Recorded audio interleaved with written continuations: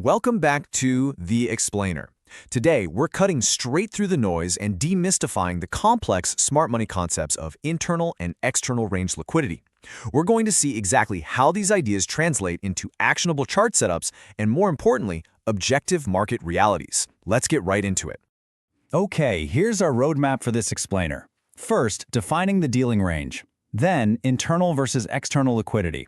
Third, the price delivery cycle. Fourth, high versus low resistance. Fifth, a trading strategy breakdown. And finally, number 6, the market reality.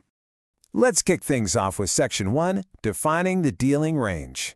You know, to really understand liquidity, we first have to set the stage on our chart by defining the exact boundaries of where we're operating. Think about it. You absolutely cannot identify liquidity if you don't know your parameters, right? So this dealing range forms the foundational framework for marking precisely where institutional players are doing business. If we're looking at the ICT, or Inner Circle Trader framework, the dealing range is anchored by a major swing high that has swept the liquidity of an old high and a major swing low that swept an old low. This specific area becomes your map. Every single trading decision and every classification of liquidity we're about to dive into is completely relative to these two established boundaries.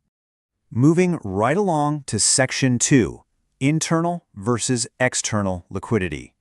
Now that we've got our dealing range locked in, there's a huge difference in how price seeks out these targets. Basically, internal liquidity sits safely inside our current range, while external liquidity rests just outside those major highs and lows. And here's the thing about market mechanics. Price is always moving to seek out liquidity. It either wants to rebalance inefficiencies inside the range, that's your IRL, or it wants to sweep the resting orders waiting just beyond the boundaries of your chart's range, which is your ERL.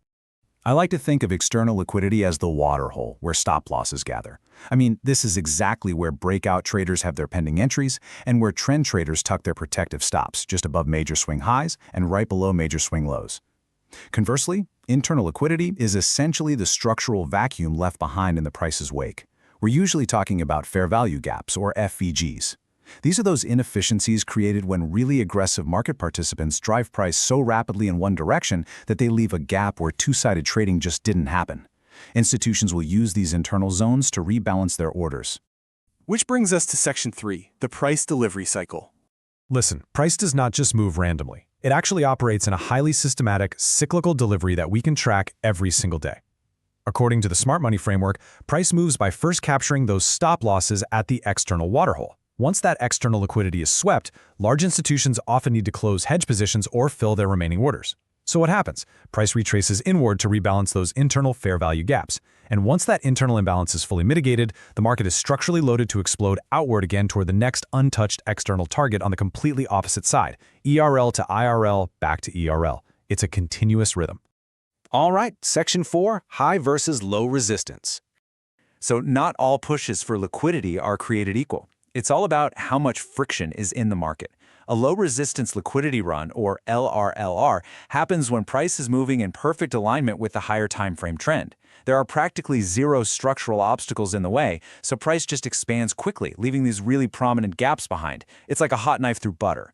But on the flip side, a high-resistance liquidity run is when price fights the trend, basically battling through multiple historical swing points and defenders. These high-resistance runs are an absolute slog. They're sluggish and typically require a massive news event, like a CPI release or an FOMC meeting, just to generate the displacement needed to push through all that traffic. Let's put this into practice with Section 5, Trading Strategy Breakdown. Now that we totally understand the mechanics of dealing ranges, internal and external targets, and resistance, let's translate all of this into a step-by-step, actionable trading flow. By strictly following these steps, you're aligning your entry with the institutional cycle instead of stubbornly fighting against it. First, you start on a high time frame, like the 4-hour chart, to map out your dealing range. Then, you pinpoint your fair value gaps and your major external swing points. But here's the absolutely critical part. You do not enter blindly. Never do that. You drop down to a lower time frame, say the 5-minute chart, and you patiently wait for a market structure shift. This is your clear green light that price is reversing after tapping a liquidity zone. You execute your trade on the retest of that shift, and you take your profit at the very next logical liquidity pool. The crucial takeaway for your personal strategy is to make low-resistance runs your daily bread and butter. If you're day trading, you only want to target areas where price can flow easily and quickly. Reserve those high-resistance targets, the ones sitting behind multiple dense layers of market structure, for major fundamental shifts or longer-term swing trades where you actually have the patience to sit back and let the market engineer its way through all that congestion. And finally, Section 6, the market reality.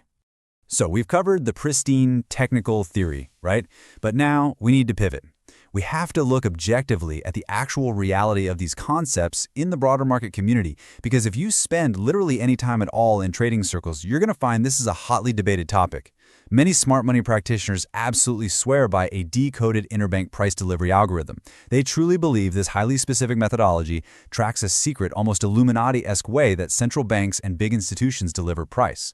But critics and seasoned veterans argue quite the opposite. They assert that there's absolutely no public evidence of this algorithm, and that we are literally just looking at age-old price action dressed up in brand new terminology, sprinkled with a little conspiracy theory about the big banks.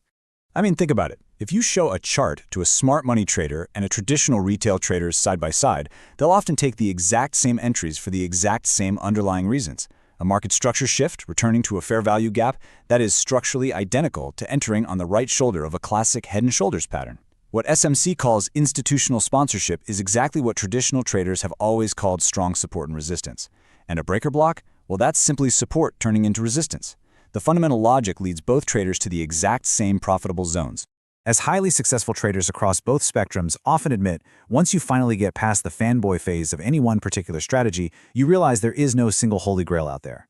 Relying on an edge is super important, for sure, but the true hallmark of a maturing trader is stepping back and focusing purely on robust risk management and trading psychology. So whether you view the market as an interbank algorithm hunting stops or just a massive psychological battleground of buyers and sellers, the blank canvas of the chart happily accommodates multiple successful approaches. Ultimately, whether you're hunting external liquidity pools, mitigating fair value gaps, or just trading a simple, old-school support breakout, does the label really matter if the strategy consistently minimizes your losses? A framework is only ever as good as the discipline of the person executing it. So, as you pull up your next chart, I want to leave you with this question. Are you trading the objective reality of the price action right in front of you, or are you just getting lost in the fancy terminology?